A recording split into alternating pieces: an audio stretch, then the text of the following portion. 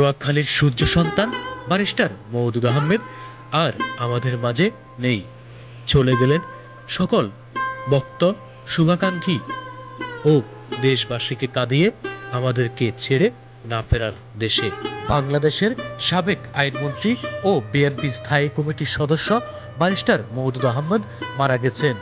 ইন্না লিল্লাহি ওয়া ইন্না ইলাইহি রাজিউন। রক্তে হিমোগ্লোবিনের পরিমাণ হ্রাস, বুকে ব্যথা অনুভব করলে 29 ডিসেম্বর মওদুদকে ঢাকায় এবার কেয়ার হাসপাতালে ভর্তি করা হয়। তিনি সেখানে ডাক্তার শাহাবুদ্দিন তালুকদারের অধীনে চিকিৎসা নেন। সেখানে তার হার্টে ব্লক ধরা পড়ায় তার হৃদযন্ত্রে স্থায়ী পেসমেকার বসানো হয়।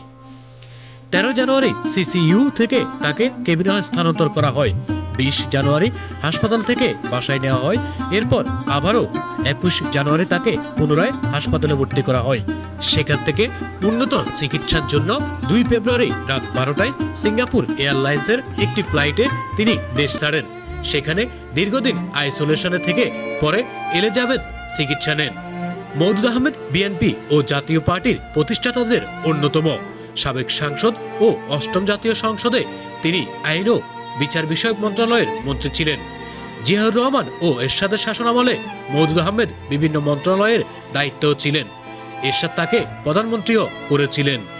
মওদুদ আহমেদ 1940 সালের 24 মে নোয়াখালী জেলার কোম্পানীগঞ্জ উপজেলায় জন্মগ্রহণ করেন।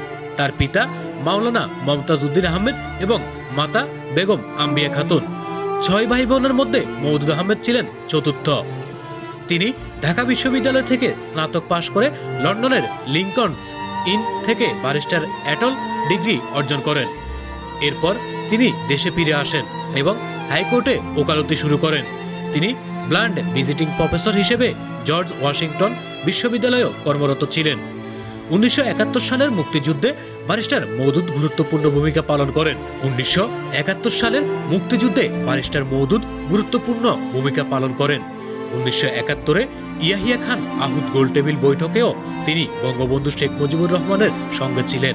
1977 থেকে 1979 সালে তিনি রাষ্ট্রপতি জিয়াউর রহমানের সরকারের মন্ত্রী ও উপদেষ্টা ছিলেন। 1979 সালে তিনি প্রথম সংসদ সদস্য নির্বাচিত হন এবং তাকে উপপ্রধানমন্ত্রী করা হয়।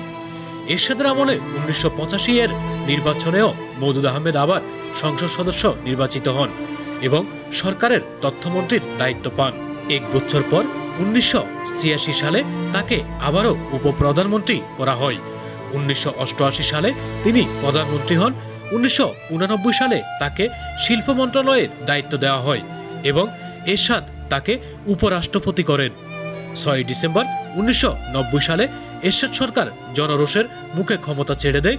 জাতীয় পার্টির মনোনয়ন নিয়ে 1991 সালে মওদুদ আহমেদ পুনরায় সংসদ সদস্য নির্বাচিত হন। 1996 সালে আওয়ামী লীগ ক্ষমতায় এলে তিনি বিএনপিতে যোগ দেন। 2001 সালে তিনি বিএনপির মনোনয়ন নিয়ে নোয়াখালীর 5 আসন থেকে সংসদ সদস্য নির্বাচিত হন। 5 বার মওদুদ আহমেদ নোয়াখালী জেলার কোম্পানীগঞ্জ আসন থেকে এমপি নির্বাচিত হয়েছিলেন।